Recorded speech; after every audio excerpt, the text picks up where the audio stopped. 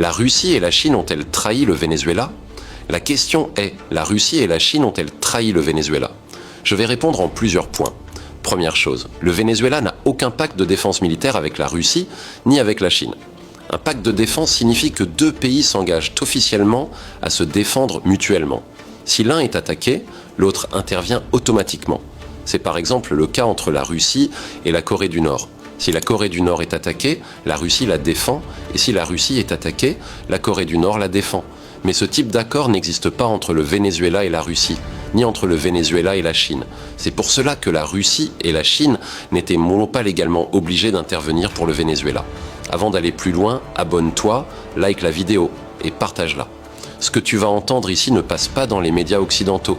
Et si tu veux comprendre ce qui se passe vraiment dans le monde, tu dois soutenir ce genre de contenu. 2.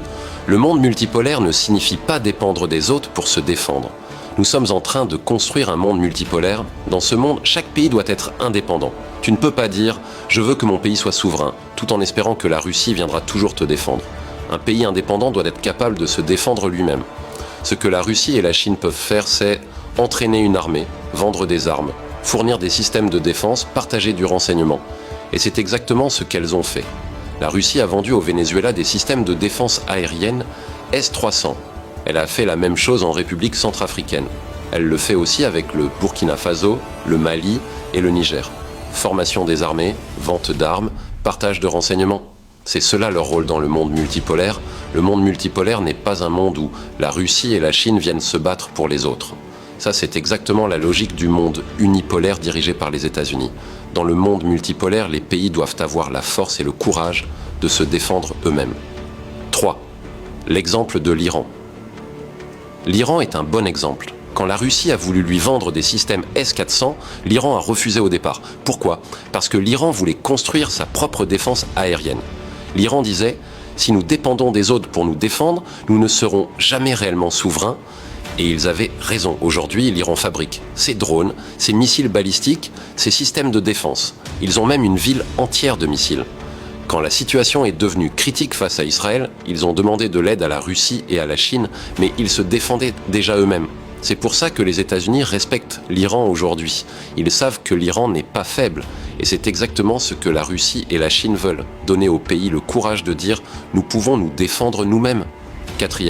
Ce qui s'est passé au Venezuela n'est pas une invasion militaire. Ce qui s'est passé au Venezuela n'est pas une invasion militaire. C'est un coup d'État. Une invasion, c'est quand un pays déclare la guerre, traverse les frontières et combat. Mais ici, les États-Unis sont restés des mois à la frontière du Venezuela, menaçant sans attaquer, parce qu'ils savaient que cela coûterait trop de vies américaines. S'ils avaient voulu envahir, ils l'auraient fait depuis longtemps.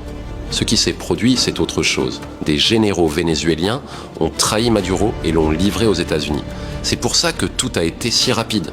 C'est pour ça qu'aucun système de défense n'a été activé. C'est pour ça qu'aucune armée ne s'est mobilisée. Ils ont pris seulement Maduro et sa femme. Cela prouve qu'il a été livré, pas capturé lors d'une guerre. C'était une invitation, pas une invasion. 5. Même avec un pacte, la Russie et la Chine n'auraient rien pu faire.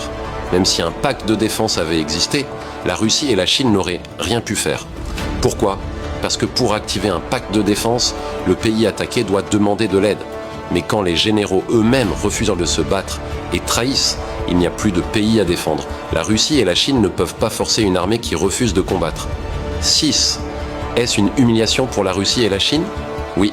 Une trahison? Non. Oui, c'est une humiliation pour la Russie et la Chine, comme la défaite de l'Ukraine serait une humiliation pour l'OTAN. Ils s'étaient publiquement engagés aux côtés du Venezuela. Ils avaient envoyé du soutien, même un sous-marin russe.